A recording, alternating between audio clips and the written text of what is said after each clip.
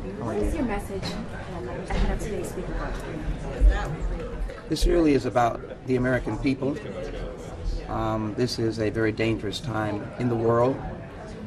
We need someone who is able to be the second in line to the presidency, which means someone who has a basic commitment to the constitutional principles of this nation, democracy, believing in elections, not being an election denier.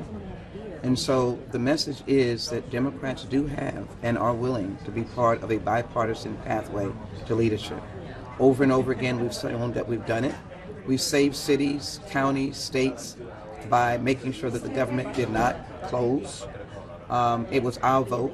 We should not in any way take a back seat to that. If it had not been for the Democrats, this government would be shut down. The military would not be paid. Social Security and Medicare benefits would not be paid.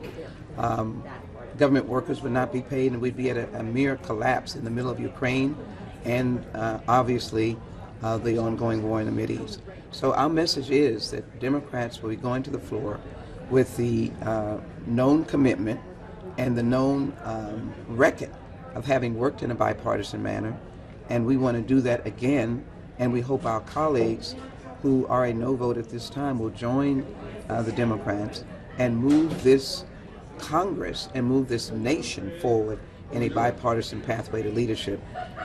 The cities of America, like Houston, are crying out for a government that works. The counties and states are crying out. The children are crying out. The United States military is crying out. The crisis in the Mideast is crying out. Ukraine is crying out. They need leadership that they can count on, that is going to be consistent, is going to be in keeping with the values of this nation. Now, in the midst of November 17th and Israel funding and Ukraine funding, if Jim Jordan were to be elected as Speaker, what would you like to see as his first action? Well, obviously, we have to do the funding for both Ukraine and Israel.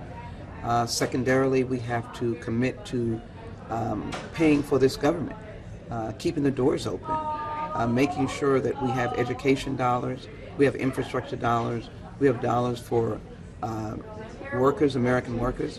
We have to operate the government. That's what I want to see him do, if that is the case. But again, we are prepared to do a bipartisan pathway to leadership, which will have a combination of people who are committed to the democratic principles.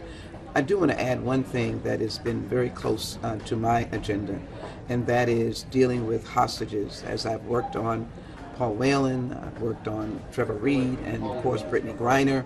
I think it is excellent that the President of the United States is leaving for the world to know the United States leaves no one behind, and that our hostages must be brought home now and must be brought home immediately.